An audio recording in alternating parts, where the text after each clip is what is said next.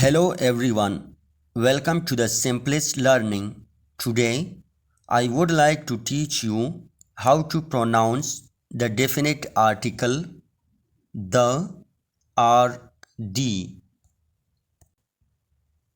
The definite article the can be pronounced in two ways. You should pronounce the definite article as the when it comes before a noun that starts with a consonant sound. Let's see these examples.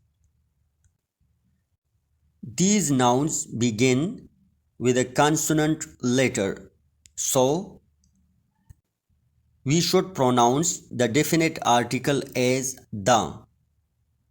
The book, the pen, the cat, the hen. You should pronounce the definite article as the when it comes before a noun that starts with a vowel sound. Let's see these examples. This noun starts with a vowel letter, so we should pronounce the definite article as the.